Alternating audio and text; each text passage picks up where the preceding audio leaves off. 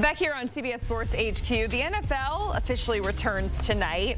Well, sort of, right? It's the Hall of Fame game, and we have made it, my friends, because from today on, we get football, whether it's the preseason or not, every single week until February. So it's the Chargers and the Lions in the Hall of Fame game in Canton, Ohio. Bulls head coach Jim Harbaugh saying that Trey Lance is going to get the start tonight for Los Angeles. Kickoff for that game is at 8 Eastern from Hall of Fame Stadium. And let's welcome in our NFL analyst Pete Prisco to preview this. It's the former number 3 overall pick, Pete, and Trey Lance that gets the nod for the Chargers. His third stop in terms of team since coming into the NFL. But what do you want to see from Trey Lance?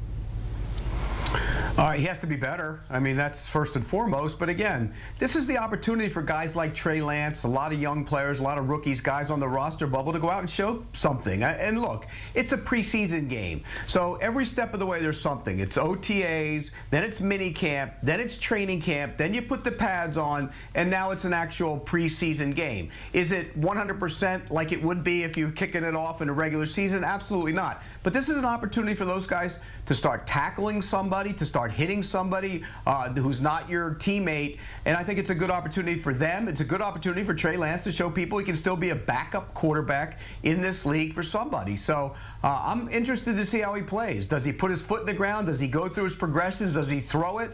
Or does he put his foot in the ground and then try and take off and get out of there? Those are things where he's got to improve on if he wants to be a backup quarterback or maybe even a starter down the road. All right, Omarion Hampton, the 22nd pick in the draft. He's also set to see some snaps, Pete. If we know anything about Harbaugh, he likes to run the ball. So what do you want to see from him? Well, again, this is a team, like you mentioned, that wants to be physical up front. They want to power the football. It goes back to everywhere he's been. It was at San Francisco. It was at Stanford back then. It was with the Michigan Wolverines. He wants to run the ball and throw off of his run. So to do that, you have to have an effective run game. Hampton's a big-time player. I mean, when you watch his tape coming out of college, he had big-time speed. He had the ability to make people miss. He's a strong runner. I don't know how much work he'll get today because I think ultimately he might end up being the starting running back on that team. So you don't want to get him too much work. You don't want to risk the injury, but he's going to go in there and bang it around a couple times and probably get out. Right, especially because we don't know for certain Najee Harris, what his status is going to be moving forward as well, or when he's going to be fully healthy. Circling back to the Jim Harbaugh of it all, year 2 here, and he's always great for a good soundbite saying he's juiced up for the preseason, and he took a 5-win team from the year before and turned it into an 11-6 season in his first year with the Chargers. So, Pete, do you think he can get the Chargers to yet another level for 2025? I think he can get them back to the playoffs. I think that's a possibility. I don't think they're going to win the division. And in fact, I think that, people are discounting the Chiefs. I still think the Chiefs are the team to beat. But more than that, the Broncos are right there as well. I think they're 2 teams that are better than the Chargers right now. So the Chargers are going to have to do a lot of things better than they did a year ago. It's interesting. You go to the defensive side of the ball. Can they rush the passer? No Joey Bosa. He's not there anymore. Can they still rush the passer? I think that's a concern. They've had problems stopping the run, although they were a little bit better last year. That's a concern. And on the other side of the ball, look, they have to win a playoff game. If they get there, Justin Herbert has to win a playoff game. That's the thing, the knock on him right now. And he's got to prove to people he can win in the postseason.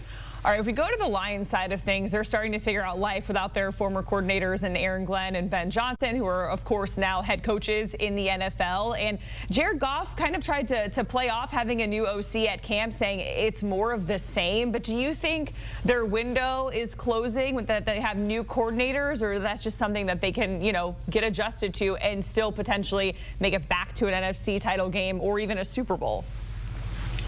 Well, it's an adjustment. I mean, it's definitely going to be an adjustment, but it doesn't mean they can't get around it. I mean, last year, if you looked at the defensive side of the ball, I think they would rather have had all their players back, including Aiden Hutchinson, healthy, rather than have Aaron Glenn.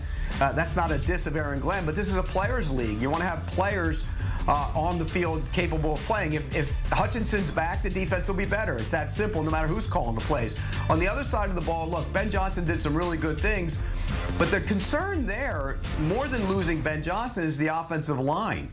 You have, Frank Ragnow retired. You have concerns that who's going to play center, how are they going to line up on the interior with the guards. They like Christian Mahogany, but he's going to be a first-time starter if he wins the job. So there are concerns on the offensive line, and this is a team built to run the ball. with their, both their backs, particularly Gibbs, and be able to throw it off play action. If they can't run the ball because the interior is not as good as it's been, then I think they could have problems. Yeah, we saw the Eagles go through this in 2022, and then, just 2 seasons later, they're having a Super Bowl parade. So not only is this the Hall of Fame game, we also have all the festivities happening because 4 guys getting a gold jacket this weekend, including Chargers legend Antonio Gates. It's hard to pinpoint like one thing that sticks out the most to you about his career, but Pete, what comes to mind when you think of the legendary tight end in Antonio Gates? What comes to my mind? Way back in the day, we had to cover basketball games as part of our job in the college basketball tournament. And so I went and covered Kent State way back in the day, and the star basketball player on that team was Antonio Gates. And I went to him, this is a true story, he'll back it up. I went to him in the locker room and I said, you're not going to play in the NBA the way you are right now. You're a good basketball player, not good enough to play in the NBA. You should be playing either defensive end or tight end in the National Football League. So every time I saw him after that, I reminded him of it, and I said he should be giving me a little something out of his paycheck. I believe it, Pete, because at Dolphins camp, you were giving Tyreek Hill advice. You tell it like it is. So, I mean, I agree. I think Antonio Gates should be giving you a cut of his paycheck. Pete, we appreciate it as we look forward to the Hall of Fame game tonight. Football is finally back.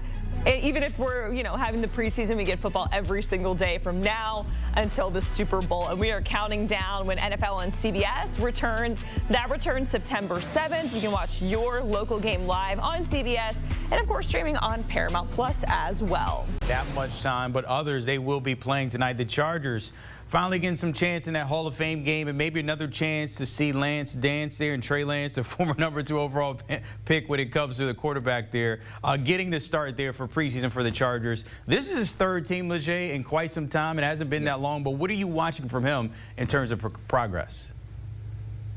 Yeah, it's unbelievable. Brandon, I actually did some research. Do you know that Trey Lance is being drafted #3 overall in the 21 draft? He's only played in 12 regular season games. The #3 overall pick from the 21 draft, 12 total games throughout the regular season.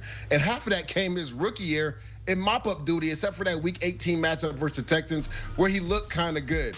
Going into the draft, a lot of people wondered what his upside would be like because he didn't have a lot of experience. They kind of compared him to what Anthony Richardson was, a guy that has high upside but just needs the reps. Well, he hasn't had the reps.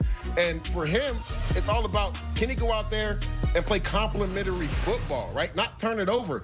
It's kind of like poetic justice because he's playing for the Chargers right now. Well, Brandon, we go back to last year where he was playing for your Dallas Cowboys. And in the last preseason game, he threw 5 interceptions with the team that he's playing for right now. So to me right now, if you're Trey Lance, it's not about trying to resurrect your career to be a starting quarterback. You have to prove that you're a viable quarterback in the NFL, that teams can depend on you. I think there's something to be said that the Chargers' #2 backup, Taylor Heineke, is not playing in this game. So Jim Harbaugh is giving you an opportunity to show what you can do. It's your job to go out there, put your best foot forward, and show the rest of the NFL, I am a viable quarterback in the NFL. So Trey's not the only one when it comes to trying to prove that he can be a viable quarterback. DJ Uyunglele, of course, a rookie coming into this one, but his path is definitely diverted about 3 or 5 different times in college football. So this is a rookie coming in. You need to see what he can do in learning the system, also commanding a group of men. What do you expect to see from DJ?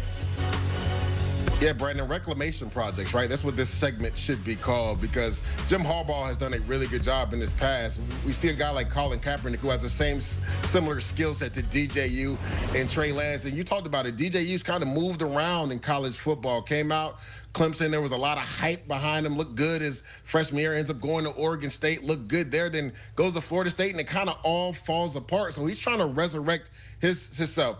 As a rookie, more specifically as a quarterback and a rookie, it's all about doing the operation right? Getting the call from the offensive coordinator, relaying that in the huddle, because you got to think about it, Brandon. A lot of these quarterbacks coming from college, a lot of muddle huddle. They didn't really huddle up. Everything was spread. So, like, the operation, getting that down pat, again, getting the call from the offensive coordinator, relaying it properly to your team, and then making sure everybody's lined up properly. Then it's all about going through your progressions and getting the ball into your playmakers' hands. Don't live outside yourself. Play within the offense. And, yes, you do have that athletic ability. If things break down, take off, right? Don't be back there patting the ball, burping the baby. Go through your progressions, get the ball out of your hands, and if things break down, then you take off. That's what I'm looking for DJU tonight. Burping the baby. I'm still at this football season. I'm still in that. You can't take that back. When it comes to running back here, Omarion Hampton, probably the best name when it comes to running back. Hampton in, hello, it just makes sense. He was a top 3 back coming into the draft there. He's mentioned that this summer he wants to show that he's a franchise player. We hear that, but I want to talk about fantasy. Is he a guy that we should keep tabs on if we're thinking about that RB1, RB2? Without a doubt. Brandon, there's a reason why the Chargers took him in the first round, even though they had signed Najee Harris. And luckily for them, or unluckily for Najee Harris, he had a firework incident, and he hasn't really been able to practice. So right now, Omarion Hampton is running back 1. If you know anything about Jim Harbaugh, they like to run the pill, and you see Omarion Hampton, his rankings in college football over the last 2 years, 2nd in rush yards, tied 7th in rushing touchdowns, and tackles avoided, tied 3rd. And that's the one thing I want to focus in on, because he's 6 foot, 220 pounds, but he ran a sub 4.4. So, Brandon, when he gets to the second level, he's not just looking to run you over. He's looking to run by you and get to the house. You saw it right there. Again, top 10 in rushing touchdowns, a lot of breakaway touchdowns at North Carolina over the last 2 years for Omarion Hampton. So, definitely, when it comes to fantasy, because of the injury to Najee Harris, I would definitely key in on Omarion Hampton because, one, the offense is predicated around the run game, and that's what his skill set is, being able to run in between the tackles, but then also catch the ball out of the backfield. And when he gets to the second level, he's out of there. With that speed, he could be the explosive back the Chargers were hoping to have, of course, heading into this season. Give me a few guys under the radar that's piquing your interest that you want to literally highlight for us here heading into this game. Yeah, we talked about the quarterbacks for the Chargers. I'm going to highlight a few other players. Trayvon Morris-Brash is an outside linebacker for the Chargers. You see his name at the bottom. He's vying for that number 3, maybe 4 spot outside of Tui at the outside linebacker position. Jamari Caldwell, who they took in the draft, they needed a bigger nose tackle that can really help them in the run game. And Trey Harris, he's an interesting prospect. I believe they took him in the 2nd round. Yes, they have Quentin Johnson. They had Lab McConkey on the outside. But Trey Harris in college football was, I believe, in the top 5 in win percentage in regards to man coverage and zone coverage. So, Brandon, he just knows how to get open. So I'm really excited to see him. If you look at the Lions, there's a couple guys I want to look at. Hendon Hooker, right? Let's not forget, when he was at Tennessee, a lot of people thought he was going to go in the 1st round. Ends up getting hurt late in the season. Last year, they bring in Teddy Bridgewater. Now he gets to solidify himself as the backup quarterback to Jared Goff. Isaac TeSlaa, a lot of people question this draft pick in the 3rd round because Brad Holmes traded up to get him. But he's a guy that's a bigger body receiver that in slot phase can run away from defenders and go and high point the football. And his Rakestraw they took in the 2nd round was banged up last year. Looking forward to him getting out. And 2 names that are not on this list that I really want to key in on are the 2 offensive coordinators. Let's not forget, the Lions lost both of their coordinators this offseason. They became head coaches. So Kelvin Shepard, my guy, who I used to train with in the offseason, is now the defensive coordinator. He'll be calling plays for the first time as a defensive coordinator. And John Morton, who has called plays before, was with the Lions, left and went to Denver last year, then came back to the Lions. He will be the offensive coordinator. So you get 2 new coordinators on that Lions team on the offense and defensive side. I'm looking forward to see how they call their first time out. Lejay, real quick, we got like 20 seconds. We heard Harbaugh earlier in the show talking about the juices are flowing. It's just here. It's excitement. From your perspective, rookie and vet, like, do the juices really flow? Like, put that in perspective. There's nothing like an NFL game, even if it's preseason. I know people will scoff at it and say, yeah, the frontline starters aren't playing, but there's guys that are vying to be on the roster. There's positional battles that are happening throughout this game. So this is an extra game for guys to put it on tape, right? Even if you don't make the Chargers or the Lions, there's 32 teams. There's 31 other teams that are going to be looking at this tape, and you get an extra opportunity because most teams only get 3 preseason games. You get 4 to go out there and make a name for yourself. So you've been tired of beating up on your teammate. Now you get to beat up on somebody else. So believe me, Brandon, the juices are truly flowing. All right, look, Leger, ready to strap up. You can't do it no more, buddy. Oh, yeah. You playing golf with me now? Let's go. Yeah, there you go. Leger Duzman, appreciate it as always, my guy, when it comes to everything, the closer we get to preseason. But that means we're just getting closer to Sundays. And count on Sundays, return September 7th. You can watch all the games live on CBS, Paramount Plus, and we'll have you covered here Monday mornings on HQ.